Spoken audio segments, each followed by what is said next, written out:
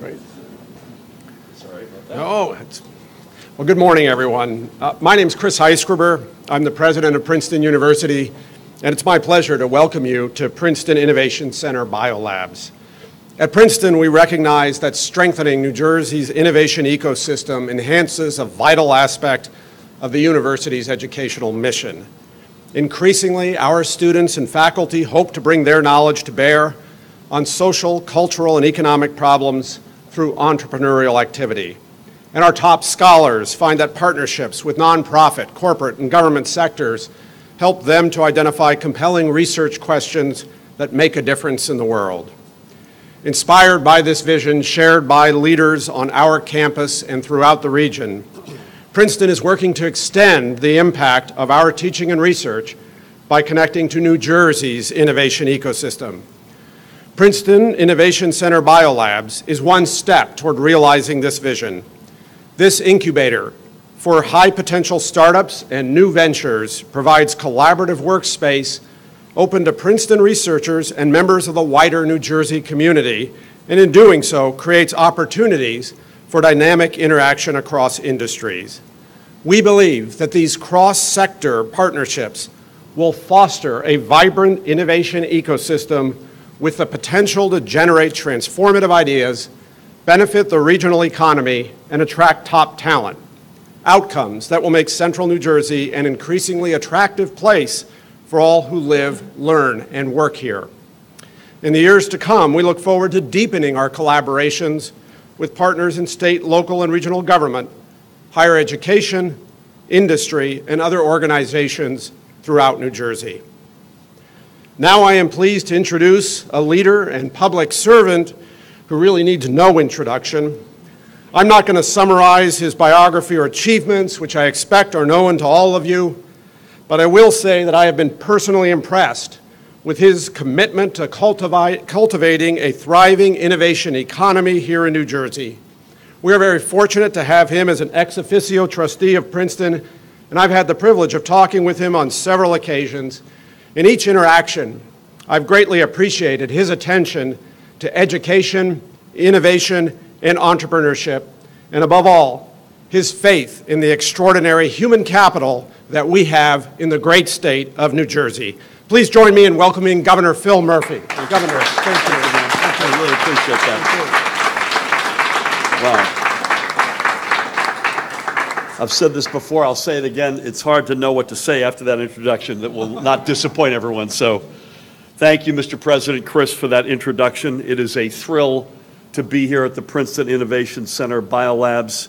I thank you for your leadership at Princeton and for the university's commitment to not just this space literally, but to the broader innovation space.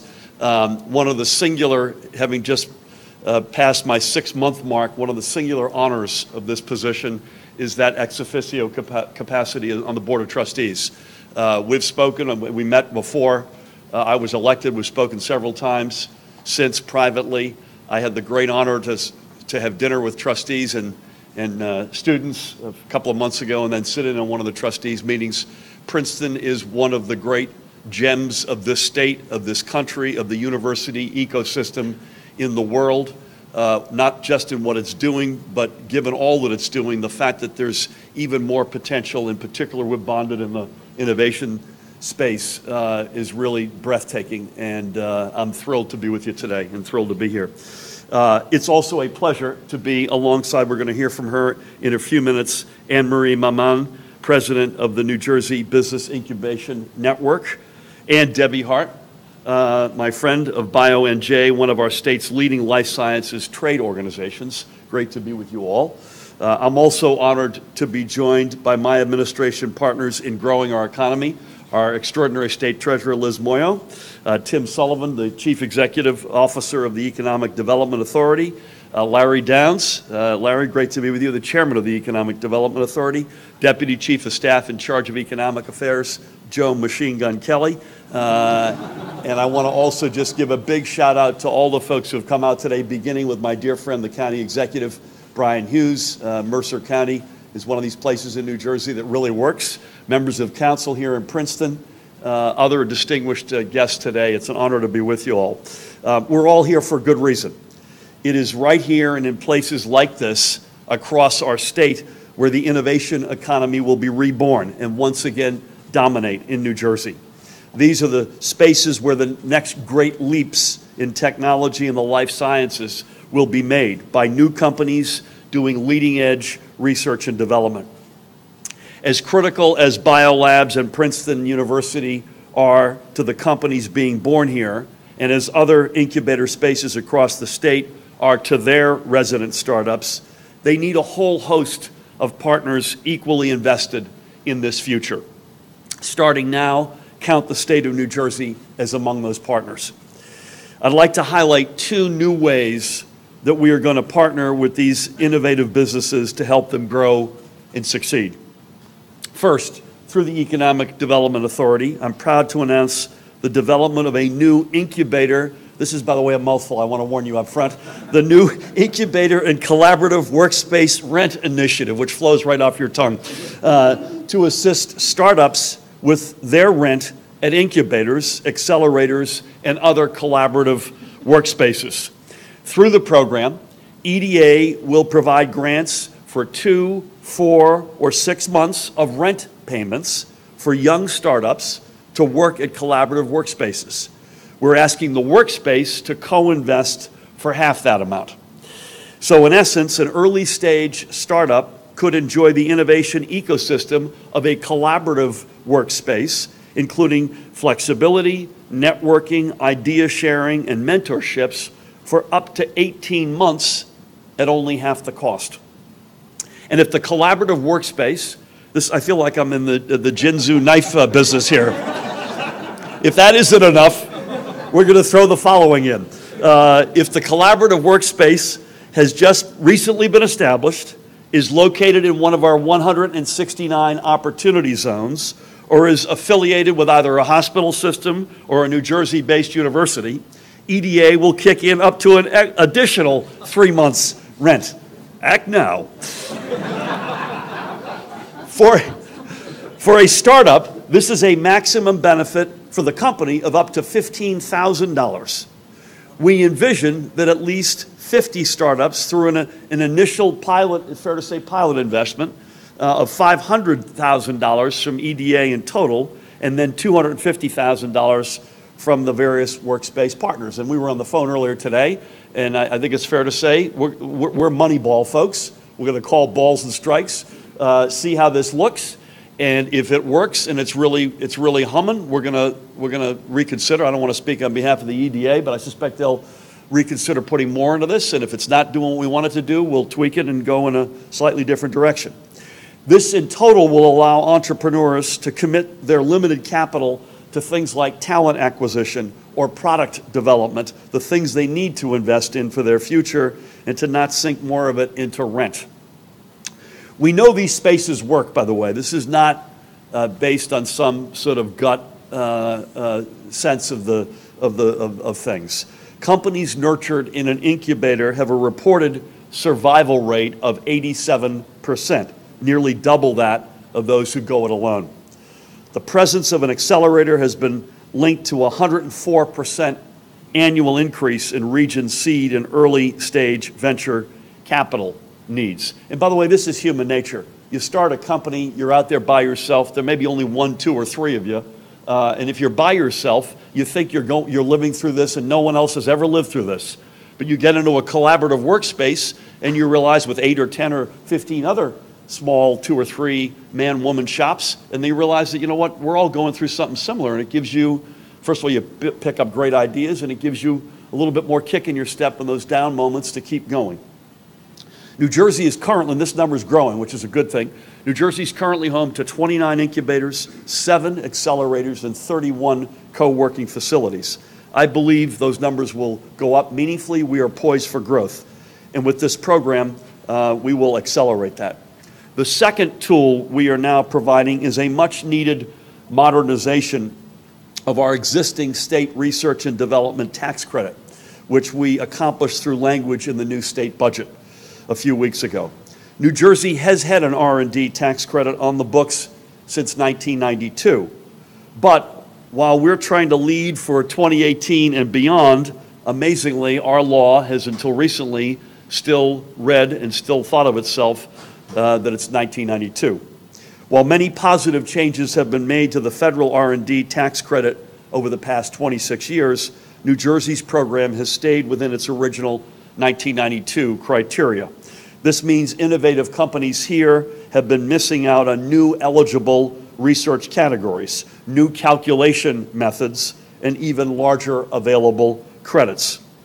This also means that we've been at a competitive disadvantage with our competitor states, which had already modernized their credit programs. I was proud to have worked with the business community and the legislative leaders on this common sense tax change. This is the type of tax credit we need to spur our innovation economy. And the big magic aha here is the list of eligible research, which has long since lengthened and broadened since 1992, will now match our programs. So it is still up to 10% credit against your corporate business tax for what you do in research has to be done in the state of New Jersey, or what you pay out to third parties like an institution of higher education or a hospital or some other entity for research they do, again, up to 10% of that amount. Again, all of that has to be done inside of the great state of New Jersey. In fiscal year 2018, over 200 New Jersey companies received credits totaling $80 million. And we've discussed, we expect to see the number of companies and the amount of research expenditures to grow. I think it's fair to say we don't have a precise handle on that, but it's going to go up, we're sure of that. Both of these, the Incubator and Collaborative Workspace Rent Initiative, you have to make sure we trademark that, it's easy to, and the R&D tax credit will allow us to take full advantage of everything our state has to offer entrepreneurs and startups, as well as our established innovation-driven companies. They are welcome additions on top of the existing technology business tax certificate transfer program and the angel investor tax credit program. And we will continue to grow our innovation ecosystem through the EDA's recently announced Innovation Challenge for municipalities. We have everything right here to dominate the innovation economy. And Chris referenced this, the people, the extraordinary talent, our location, our history. We've led this space before, and through these programs, we will again. It is now my pleasure to invite Anne-Marie Maman, President of the New Jersey Business Incubation Network, to come on up to the podium to say a few words. Anne-Marie, please. Thank you so much. My name is Anne-Marie Maman. I'm the Executive Director of the Princeton Entrepreneurship Council, but I'm speaking here today as President of the New Jersey Business Innovation Network, which is a collaboration of incubators, co-working spaces, and accelerators throughout the state. In fact, NJBIN just had our meeting here last Friday in this same space. I'm also speaking to you from my own personal experience as a medical device entrepreneur. I'm a New Jersey native. I was born, raised, and educated in central New Jersey.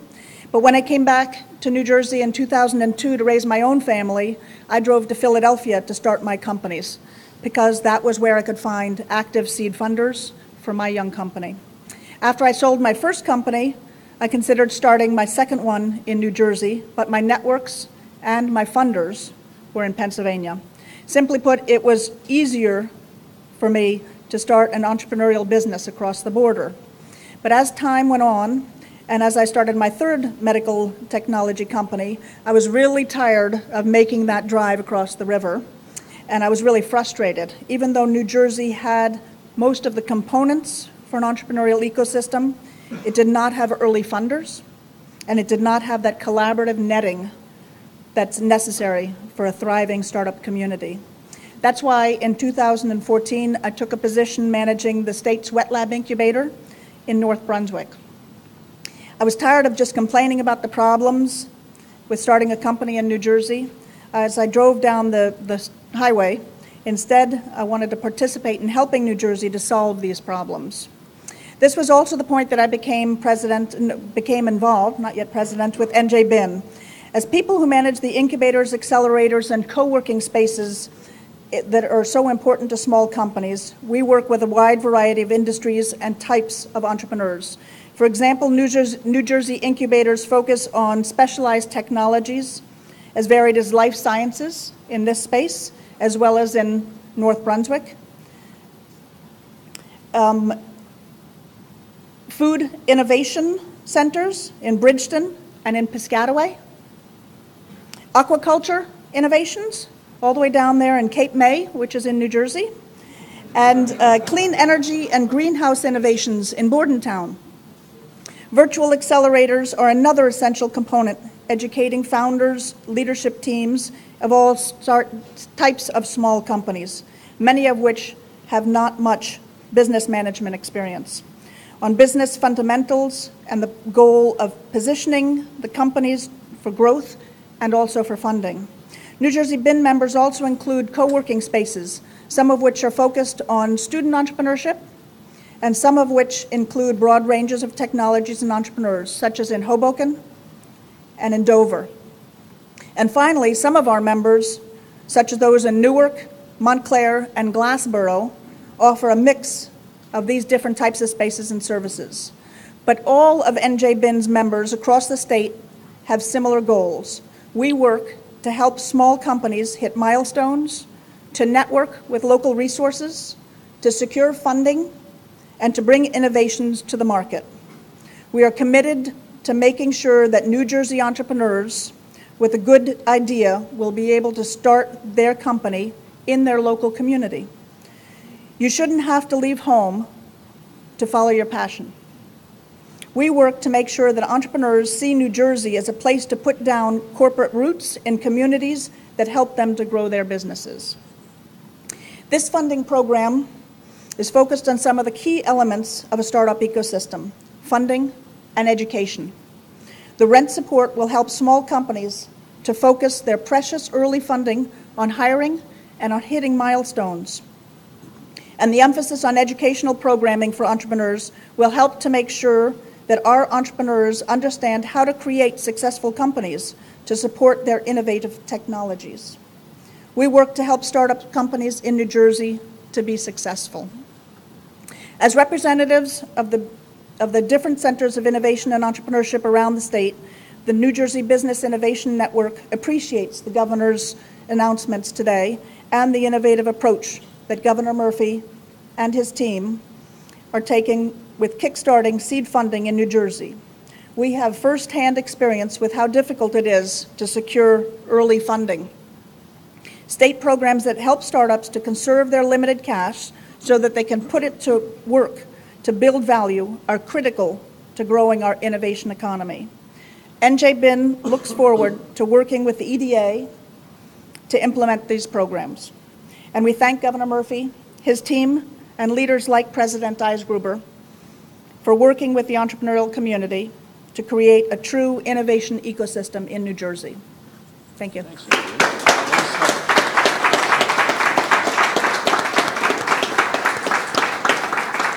Really well said, and I hope the next you doesn't have to go to Philadelphia, nothing against Philadelphia or wherever, to do it. We want them right here. Again, a very good friend and a great advocate for her industry partners. I want to ask BioNJ's Debbie Hart to come on up and say a few words. Debbie?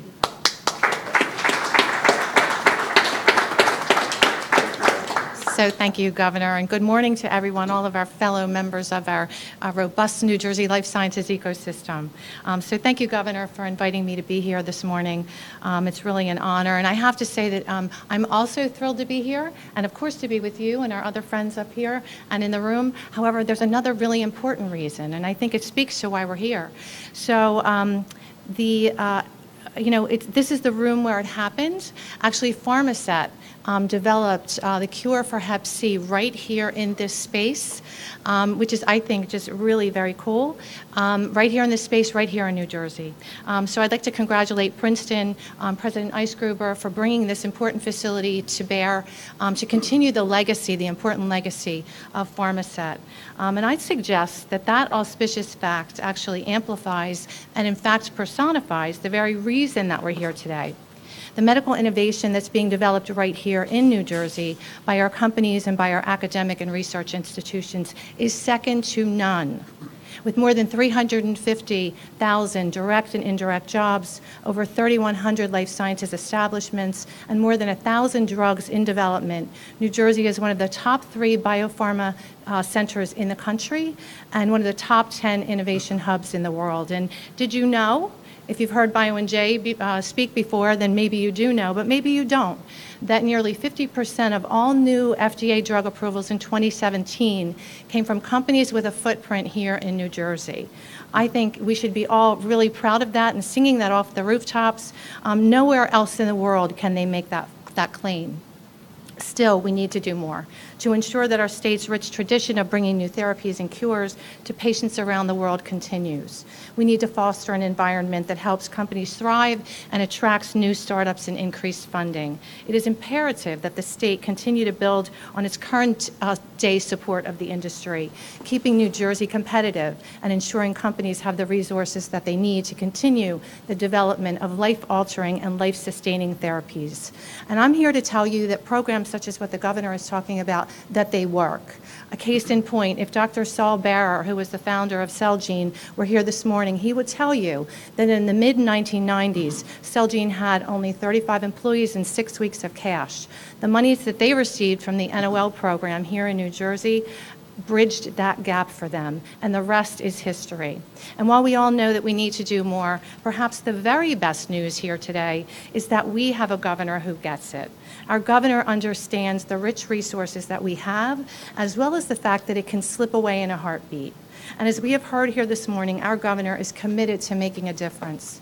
The Incubator, and I won't even go through that, you know that thing that he said, you know that, that great new program, the RENT program that we just heard about, that will support that critical early stage innovation right here in New Jersey. And while I'm not a tax accountant, I don't play one on TV, the modernization of the research and development tax credit is an important step forward in bringing New Jersey on par with other states in the Northeast by allowing both large and small biopharma companies to take advantage of the tax credit, expanding research categories, allowing new calculation methods, and providing larger credits. So thank you, Governor, for your commitment to enabling the next pharmaset, right, maybe here in this space, right, Anne-Marie, right, Tim?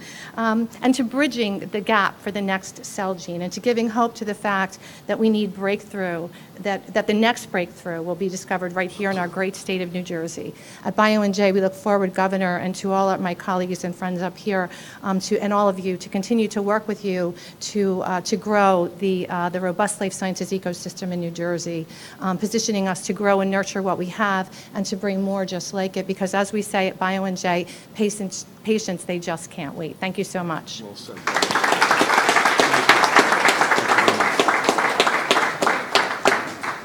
Before I take a couple of questions, Chris, I want you to know I'm not wearing a tie, as you can see, but if I had worn a tie, it would have been orange. So I've got one, I just didn't. Any questions from the members of the press here? Please. Governor, on another topic, you tweeted this morning about the minimum wage. I think you gave some statistics about it. You make $8 an hour, roughly $17,000 a year. Can you remind us, where are we on this issue? What's your feeling about it? What is being worked on in terms of legislation, possible timetable, and the importance of it? So you've heard me say a lot about a stronger and fairer New Jersey that works for everybody. We have made, I'd say, an enormous amount of strides in the fairness piece in the first 6 months, far more than I thought we would make. We are now in a moment like this morning, we're making now consistently day in and day out unambiguous points about the strength, the need to grow this economy, particularly the innovation economy, both big and small. On the unfinished business list of the fairer economy, which, by the way, I'm making an artificial distinction here, which I should not even make, because the more confident a worker he or she is in their wages and their benefits, the more they're going to contribute to a stronger economy. But high on that list, if not number one on that list, is minimum wage and the path toward $15 an hour. I would hope it's this year's business. I think we share the legislative leadership in our administration an intent to get this done. I can't give you a specific date, but I would say we're in discussions. We want it. It's probably the highest priority we have on our fairness agenda, and I would hope it's sooner than later. Please.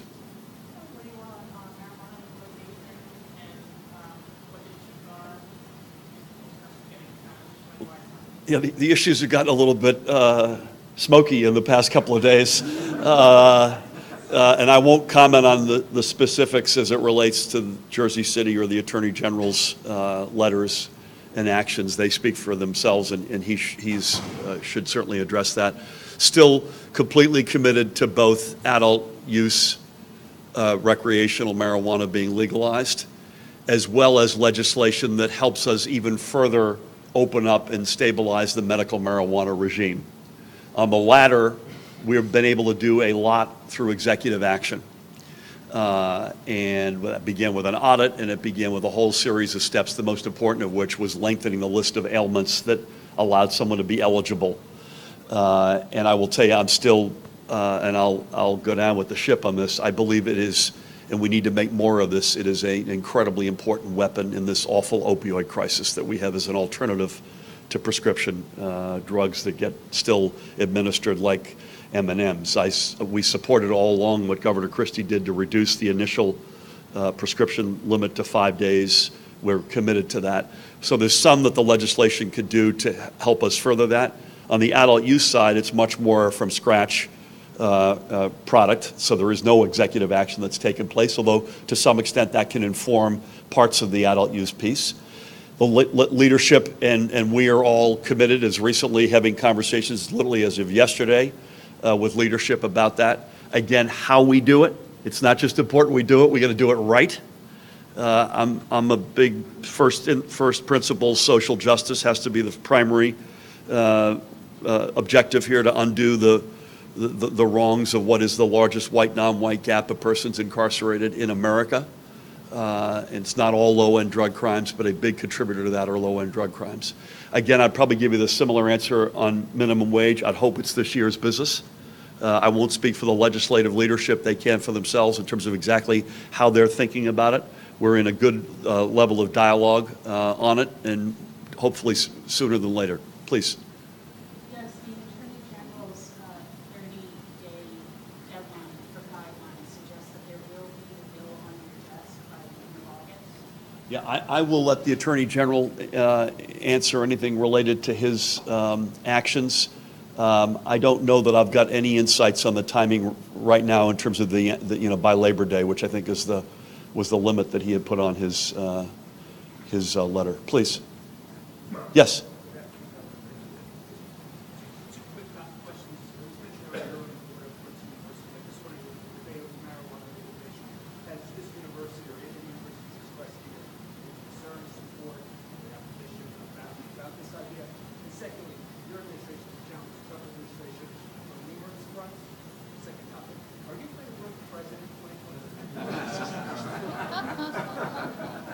The answer to the second question is no, capital letters. But I'm going to let Chris, I've not been a part of any deliberations at Princeton in my short time as an ex officio member. No, we haven't taken any position on this. We watch the debate with interest. Obviously, what we are focused on is making sure that our students, as they grow up, are able to be civic and engaged adults and dealing with all the pressures that come from the use of whatever substances, including the ones that are legal now, are part of college life. And that's a challenge for us. And as I said, we'll continue to be guided by the law. Amen. Matt? As long as we're talking about tax incentives here, right before the football office, Governor Christie signed a bill that even took the existing programs and made more favorable terms for selling tax credits. Today there was a report in the Wall Street Journal that most of the companies pushing these tax credits, instead of being used, are actually being sold. So when are we going to see something from your administration in terms of transforming the larger tax credits, not these little things around the edges like we're talking about today? I just argue a little bit with the end of the premise of the end. These little things around the edges actually are part of the reason why Amazon was born in Seattle and Google was born in Northern California. So these can actually end up birthing big companies that employ thousands of people, and that's our hope. It's fair to say, I don't want to speak, but in the interest of time, I will speak for Tim and Larry. It's fair to say that the current regime of tax credits at the EDA, I think, is expiring in next year.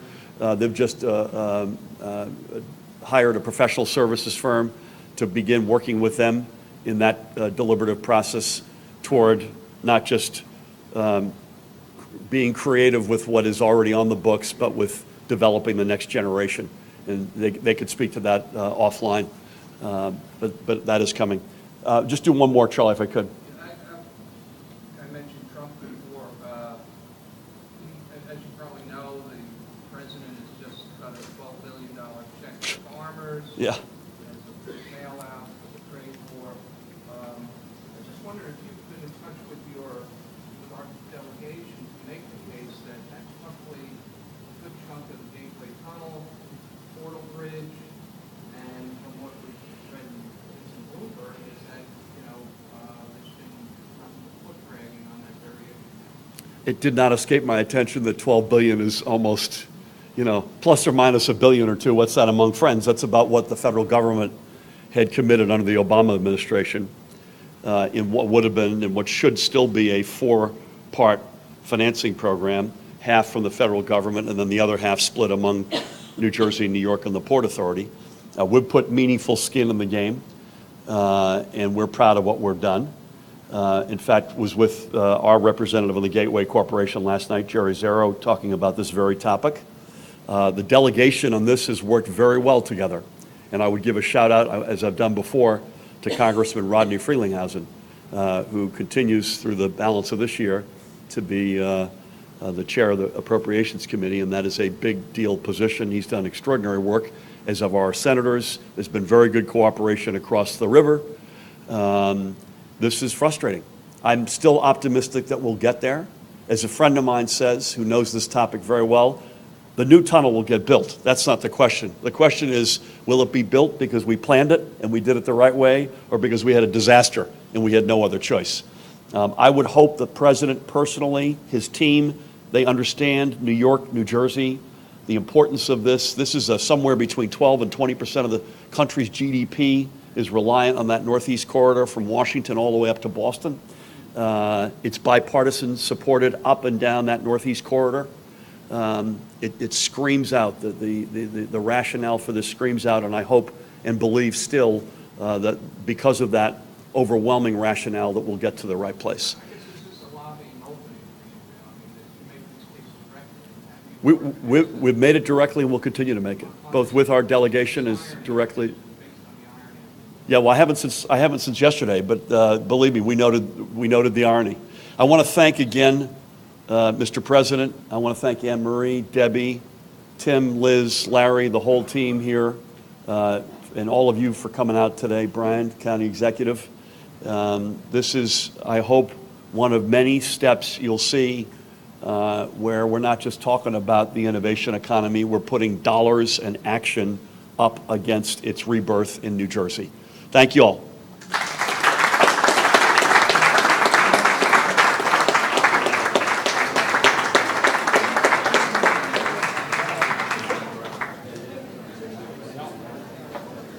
Debbie Hart. Oh,